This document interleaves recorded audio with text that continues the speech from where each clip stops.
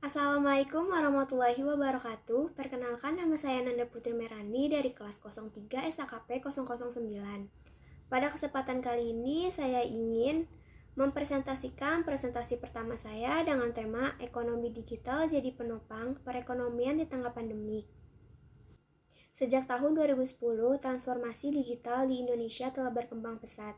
Tidak hanya e-commerce dan perusahaan transportasi online saja yang tumbuh, namun sektor lain seperti manufaktur, kesehatan, pendidikan, dan perhotelan juga melakukan transformasi digital. Revolusi digital tersebut telah mengubah cara produk dan jasa dikembangkan, diproduksi, dan dijual. Terlebih dengan munculnya pandemi COVID-19 sejak Maret 2020 lalu, banyak konsumen cenderung memilih belanja secara online sehingga akhirnya meningkatkan permintaan transaksi online serta solusi pembayaran yang lebih cepat dan aman. Dengan kata lain, pandemi COVID-19 telah mempercepat proses transformasi digital ekonomi di Indonesia. Perubahan minat konsumen ke pasar online menyebabkan munculnya model-model bisnis baru yang mempengaruhi pasar dan mengubah bisnis konvensional di berbagai sektor. Sektor bisnis di mana teknologi digital terintegrasi dalam operasional hariannya telah membentuk kerangka ekonomi digital. Dalam perkembangannya, peran ekonomi digital diperkirakan akan semakin penting dalam mendorong pertumbuhan ekonomi secara nasional. Konsep ekonomi digital.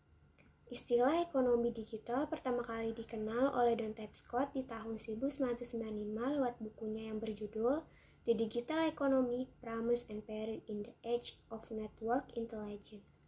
Apa itu ekonomi digital?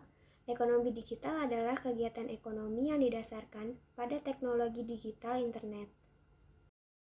Menurut Don Tapscott, terdapat 12 karakteristik penting dari ekonomi digital, yaitu knowledge atau pengetahuan, digitization atau pendigitan, virtualization atau virtualisasi, molecularization atau prinsip kerja molekul, internet working atau prinsip kerja dunia maya, disintermediation atau tanpa mediasi, convergence atau konvergensi, innovation atau inovasi, prosumption atau kecenderungan konsumen yang juga menjadi produsen, immediation atau cepat tanggap dan peka, globalization atau globalisasi, disconnection atau pertentangan dan kekacauan.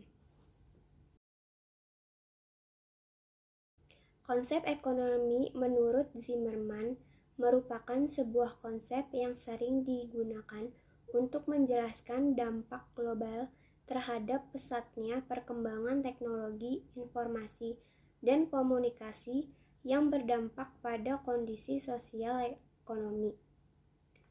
Konsep tersebut menjadi sebuah pandangan tentang interaksi antara perkembangan inovasi dan kemajuan teknologi yang berdampak pada ekonomi makro maupun mikro. Potensi ekonomi digital Indonesia. Indonesia memiliki potensi besar untuk perkembangan ekonomi digital. Menurut laporan Google, Temasek, dan Bain & Company 2019, Indonesia sudah menjadi raksasa ekonomi digital di kawasan Asia Tenggara. Berikut data nilai transaksi e-commerce di Indonesia. Menurut Bank Indonesia, transaksi e-commerce di Indonesia terus meningkat dari tahun ke tahun. Di tahun 2019, nilai transaksi e-commerce tercatat sebesar 265 triliun. Di tahun 2020 meningkat hingga 429 triliun. Faktor-faktor tumbuhnya ekonomi digital di Indonesia. Pertama, tren penggunaan internet terus-menerus meningkat.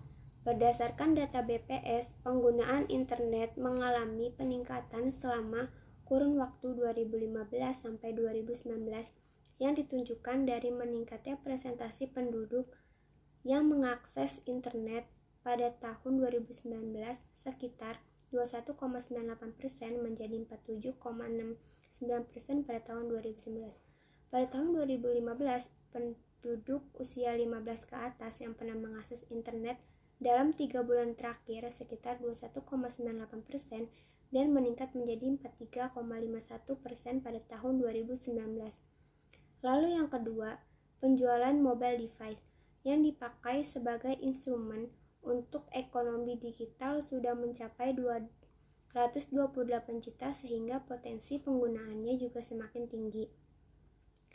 Ketiga, pembangunan jaringan infrastruktur telekomunikasi palaparing yang diharapkan akan memperluas jangkauan wilayah dan cakupan masyarakat yang bisa mendapatkan akses ke internet. Keempat, bonus demografi generasi internet atau NGEN.